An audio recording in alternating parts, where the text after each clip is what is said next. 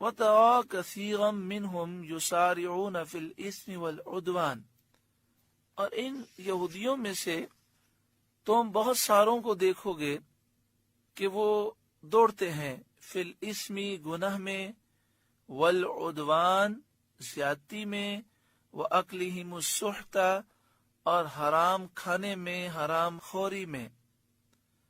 یعنی یہودی اکثر ایسے ہیں جو گناہ میں، زیادتی میں اور حرام کھانے میں کوششیں کرتے ہیں اور دوڑتے ہیں۔ گناہ سے مراد تو ہر گناہ ہے، ہر نافرمانی ہے۔ بعض مفسرین نے فرمایا یہاں گناہ سے مراد ہے توریت کے مضامین کو چھپانا، اور توریت میں سید عالم صلی اللہ علیہ وآلہ وسلم کے جو محاسن اور اوصاف ہیں ان کا مخفی رکھنا مراد ہے۔ اور عدوان زیادتی سے مراد بعض مفسرین نے فرمایا یہاں یہ ہے کہ توریت کے اندر اپنی طرف سے جو کچھ وہ بڑھاتے تھے یہ مراد ہے، اور یہاں فرمایا گیا کہ وہ حرام خوری کرتے ہیں، حرام خور ہیں، تو اس سے مراد ہے رشوتیں وغیرہ لے کر، رشوتوں کے ذریعے اور دیگر حرام طریقوں سے حرام مال کو حاصل کرنا، یہ مراد ہے۔ لبئس ما کانوا یعملون، بے شک بہت ہی برے وہ کام کرتے ہیں۔ لولا ینہاہم الربانیون والاحبار عن قولہم الاسم، اللہ اکبر۔ اس آیت کے ترجمے سے پہلے ایک ہمارے معاشرے کی حالت رت سمجھیں۔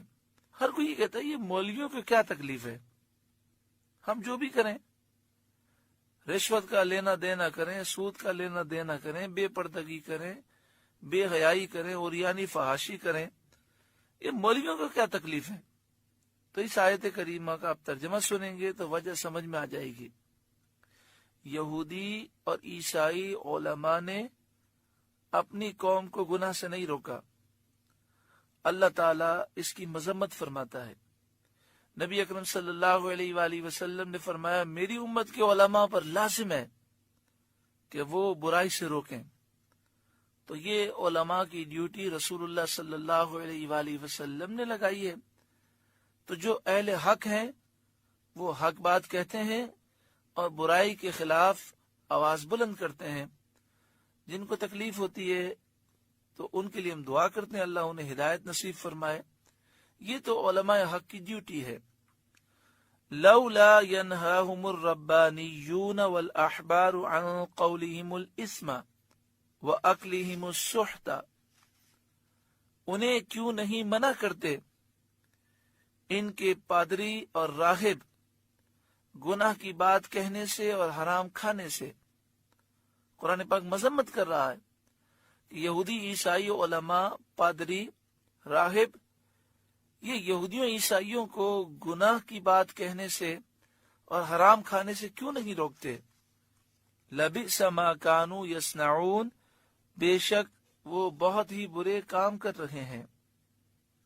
برے کاموں سے مراد یہ ہے کہ یہ یہودی اور عیسائی پادری راہب لوگوں کو گناہوں سے اور برے کاموں سے نہیں روکتے۔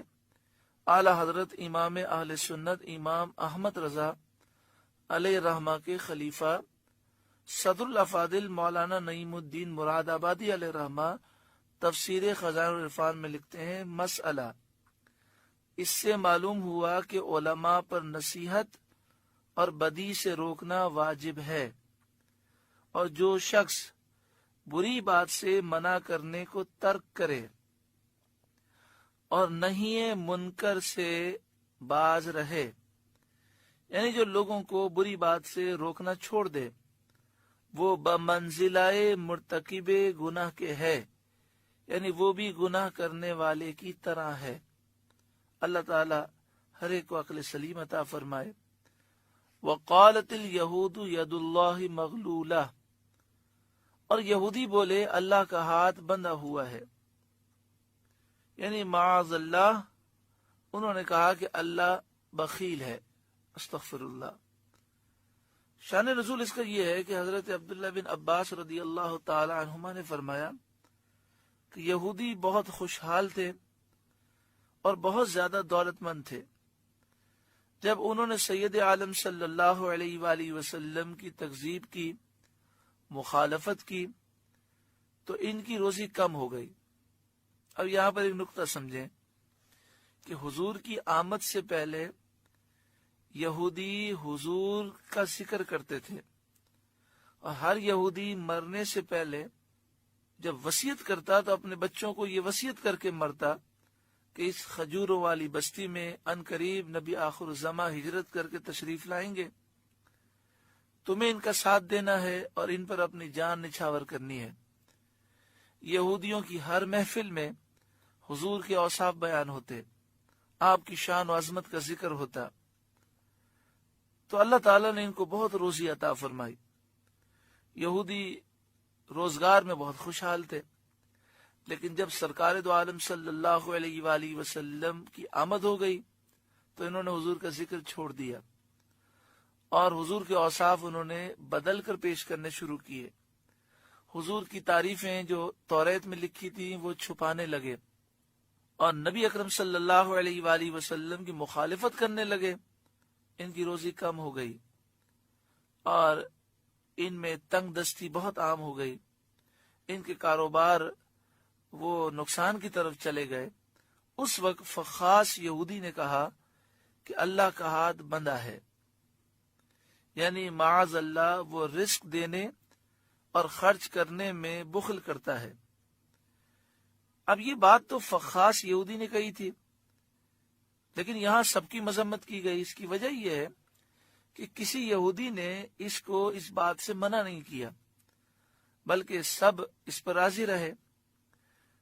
تو یہ بات یاد رکھیں کہ جو گناہ سے نہ روکے اور گناہ پر راضی ہو جائے تو وہ بھی گناہ میں شریک ہوتا ہے۔ تو اس لیے پوری یہودی قوم اس بکواس میں شریک ہو گئی۔